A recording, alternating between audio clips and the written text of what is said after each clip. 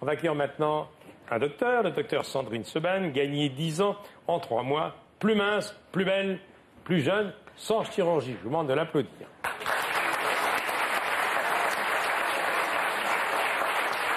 Docteur, vous êtes ancien urgentiste, généraliste, nutritionniste, spécialiste de l'esthétique. Alors, ce livre fait le point sur la beauté à tous les âges et les nouvelles techniques de médecine esthétique et le poids. Alors, je voudrais qu'on commente ensemble quelques chiffres. En 70 ans, écrivez-vous, le poids des reines de beauté a chuté de 20 kilos. Miss Suède, en 1951, pesait pas loin de 70 kilos. Celle d'aujourd'hui, à peine 50. C'est impressionnant, cet écart. Pour une taille un petit peu différente, puisque en 1950, la taille idéale était 1m69 à peu près, et aujourd'hui 1m75. Bon, cela dit, c'est vrai qu'il y a une énorme différence. Et donc les critères de beauté ont totalement changé. Mais alors vous dites qu'une femme sur 1 million, vous imaginez, a les mêmes proportions que les top modèles. Donc c'est pas la peine d'essayer. Et en plus, les photos sont retouchées. Et en plus, il y a avant et après Photoshop. Et alors, je le dis surtout pour alerter les patientes, en général, qu'il est impossible d'atteindre un poids tel qu'on le décrit, en général, dans les magazines. Voilà. Tu sais pourquoi, Charlotte, les stars féminines, qu'elles soient de la télé, du cinéma ou de la chanson, recherchent la maigreur à outrance?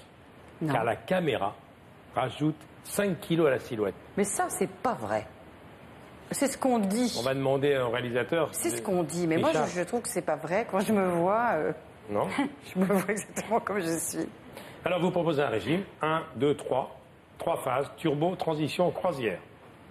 Alors, vous dites qu'il faut d'abord comprendre pourquoi on a grossi. Exactement. L'arrêt de la cigarette est une des raisons, peut-être. C'est une des raisons. Les problèmes métaboliques, ça peut être médical aussi. Très souvent, les problèmes psychologiques, malheureusement. Et puis, ça peut être un traumatisme, une grossesse chez les femmes. Ça peut être la ménopause aussi chez les femmes. Il y a des raisons importantes, médicales, qui doivent être prises en compte. Mais, docteur, quand vous dites qu'il faut 3 repas par jour, ne pas grignoter entre les repas, pas d'écart le week-end, respecter les quantités, manger lentement, réduire les sucres, les matières grasses, boire beaucoup d'eau. Mais avec la vie de 80% des gens tellement stressants, comment ne pas grignoter entre les repas? Bien sûr, mais là on parle d'un régime. C'est-à-dire qu'en fait l'idée étant de revenir un petit peu en arrière, de pouvoir perdre quelques kilos. Alors tout dépend, il faut adapter par rapport à le besoin des patients. Mais pendant le régime, évidemment qu'il y a des efforts à faire.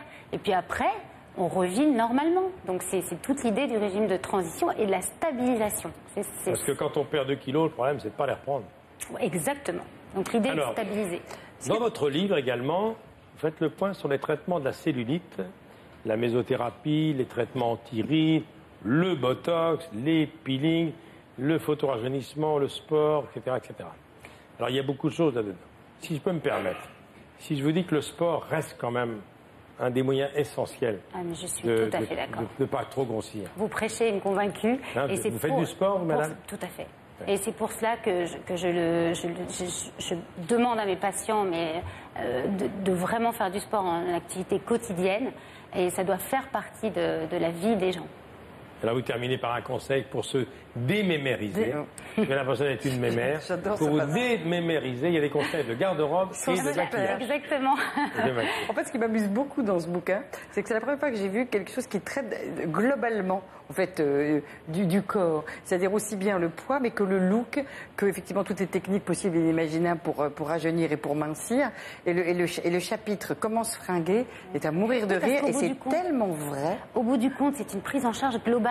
Maigrir, c'est une chose, mais après, une fois qu'on a maigri, qu'on est dans la nature, sans conseil, sans personne, on ne sait pas comment il faut faire du sport, on ne sait pas ce qu'on peut faire sur son visage, puisqu'après, on a souvent les traits marqués, on se creuse, on a l'air plus fatigué qu'avant. Donc si le but, quand on fait un régime, c'est d'être plus marqué après, ça n'a aucun intérêt. Donc c'est une prise en charge globale. Gagner 10 ans en 3 mois, plus mince, plus belle, plus jeune, sans chirurgie, Jean-Claude Lattès. Tenez, moi je vais vous donner un système pour être plus mince. Regardez, ça s'appelle le Richard Valverde. Regardez. Ah, quand même. Hein? Je vais intégrer cette technique dans mon prochain film. Regarde. Hein? Ah non, arrête. Non. Tu peux faire ça sur moi, Richard? mais je crois que c'est déjà tout mince. Vous voyez qu'il ne faut pas croire ce qu'on nous montre à la télévision. Merci, cher docteur. Docteur Sandrine Sebat. Merci. Merci beaucoup. Bon. Alors.